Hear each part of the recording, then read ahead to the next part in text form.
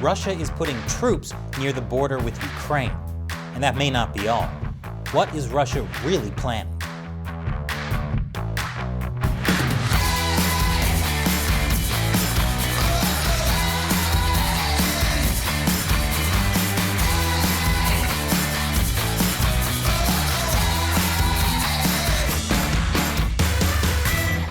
Welcome to America Uncovered. I'm your host, Chris Chappell. Before we continue, make sure you're still subscribed. YouTube has been secretly unsubscribing people, and we wouldn't want you to miss any episodes. You can also follow us on social media. So, Russia has stationed more than 80,000 troops along its border with Ukraine. For perspective, that's about 10% of Russia's military, and the U.S. isn't happy about it.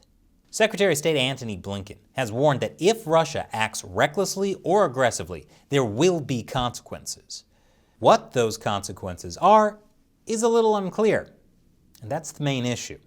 Because you know who else isn't happy about Russian troops massing near Ukraine? That would be Ukraine. Ukraine says there hasn't been that many Russian troops on its border since Russia annexed Crimea in 2014. Now, the name Crimea sounds familiar.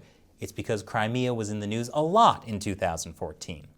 That's when Russia returned Crimea to its rightful place as a Russian territory, from Russia's perspective. Ukraine has always had a complicated history with Russia. Over the last several hundred years, it's sometimes been a part of Russia, sometimes part of other empires, sometimes independent, and often stuck in between. Most recently, Ukraine was part of the Soviet Union until it collapsed. In 1991, Ukraine became independent. But a lot of Ukrainians in the east and in Crimea still culturally identify as Russians. That's why Russia argues those regions belong to them. I'm not sure basing who owns territory on how people culturally identify is a great argument. If you apply that to the U.S., most of Florida would belong to New York City. In 2014, Ukrainian protesters ousted their corrupt leadership after the Euromaidan protests. Russia took advantage of the political turmoil and occupied Crimea. And then Russia claimed Crimea had always wanted to be part of Russia. It held a vote shortly after the takeover. It showed 96% of Crimeans were in favor of joining Russia. Given that Crimea was currently occupied by these guys, it's amazing it was only 96%. Ukraine, the U.S., and the European Union said the referendum was illegitimate. And we probably won't know how Crimeans really feel about Russia because Russia has made it illegal to have referendums now. Look, they had one referendum. The people made the right choice. And that's good enough. That's right. If you're part of Russia, Russia's never going to give you up. But no word on whether Russia's going to let you down. Anyway, here's why Crimea matters to the current Russian-Ukrainian border situation.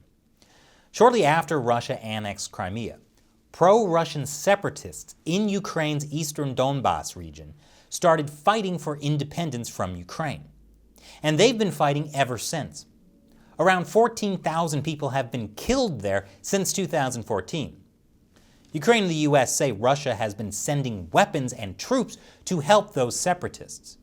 Russia has denied this. Russia says any of its troops fighting there are merely volunteers. Yeah, Russian soldiers just get a lot of extra vacation days. You know, use them or lose them. And the soldiers are just using the extra Russian weapons they found lying around. Use them or lose them. A lot of people in Donbas speak Russian, and some of them even have Russian passports. So you can see why Russia would be on their side. Fighting in the Donbas region has increased in recent months. That's despite both sides supposedly adhering to a ceasefire. Earlier this month, a top Russian official said Moscow could defend Russian-backed rebels if Russian citizens' lives are at stake. Not that those Russian-backed rebels are backed by Russia. The Russian official also warned that an escalation could mark the beginning of the end for Ukraine. Not a shot in the leg, but in the face. Wow. Russian officials are much better at threats than U.S. officials. So what would it take to keep Ukraine from being shot in the face? More on that after this short break. Welcome back.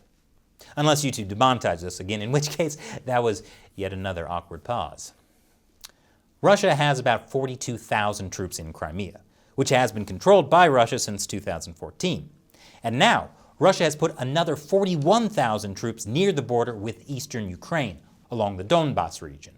Russia has been cagey, to say the least, about what it's doing with so many troops there. Germany called on Russia to explain the buildup, to which Russia's foreign minister replied, "We would like the Russian Federation's right to hold any event it wants on its own territory to be respected." Basically, bug off, world. What we do on our own property is none of your business. Where have I heard that one before? Is there a how-to book or something? The Dictator's Guide to Getting Western Democracies Off Your Back? Chapter 1. No one's perfect. How to make Western democracies feel bad for what they've done. This sounds like a fascinating read. But back to all those Russian troops along the Ukrainian border. Russia says it's sending troops there for military exercises and to protect its border in case there's a civil war in Russia. Ukraine's president has a different take on it. He says Russia wants the West to be frightened. And by the West, he mostly means the US and its allies in NATO. That's the security alliance created to deter Soviet aggression after World War II. You see, the United States gives Ukraine military aid and political support.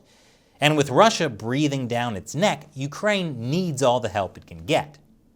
Ukraine's president, Vladimir Zelensky, told Time magazine that Russia is trying to raise the temperature just enough to show that the West will waver in its support for Ukraine. If the West backs down, it could play into Russia's hands. Where have I heard that one before? Actually, Russia seems to be using the same playbook it used back in 2008 when it invaded Georgia, the country, not the state next to Alabama. Before Russia invaded, Georgia had launched an offensive to rein in a rebelling province called South Ossetia.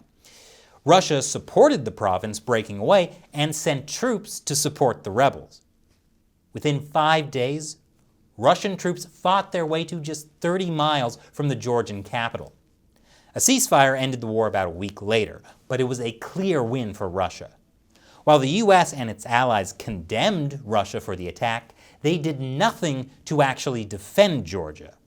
By not coming to Georgia's defense, the international community had proved to the Russians that it was essentially lacking in the will to back up its fine words. Ahead of the war in 2008, Georgia had wanted to join NATO. Georgia is a physical buffer between Russia and the NATO allies. So if Georgia joined NATO, the alliance would be right on Russia's doorstep.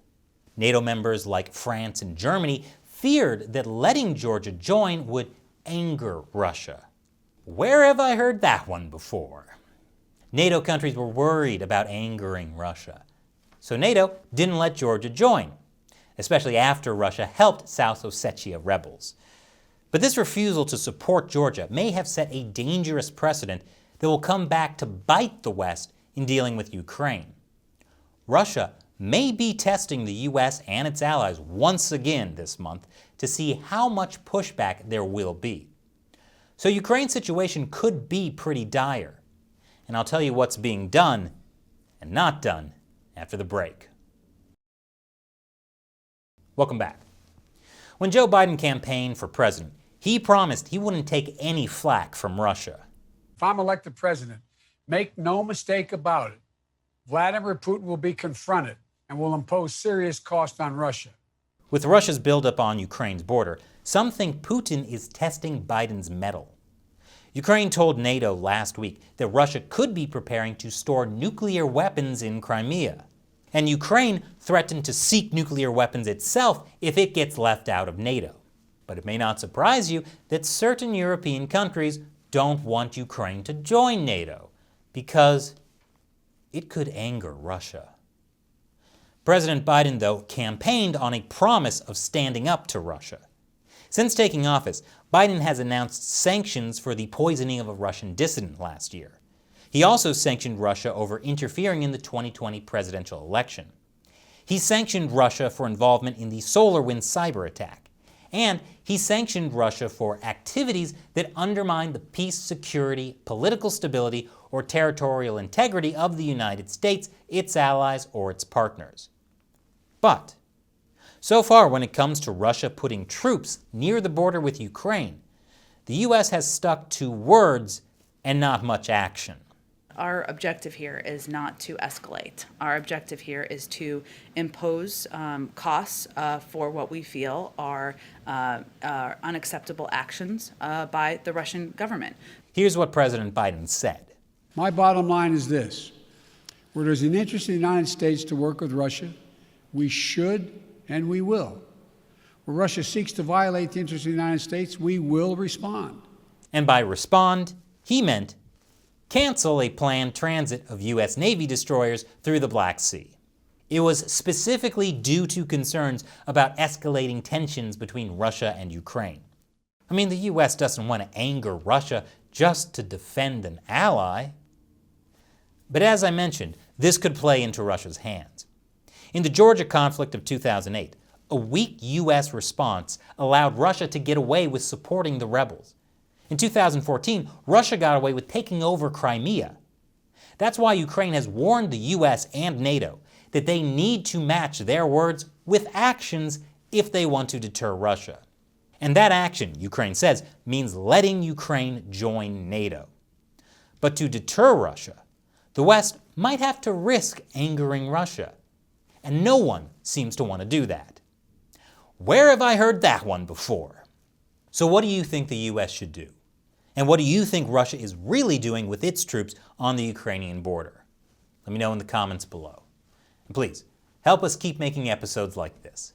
The best way to do that is to directly support us on Patreon. Go to patreon.com/AmericaUncovered to learn more. Once again, I'm Chris Chappell.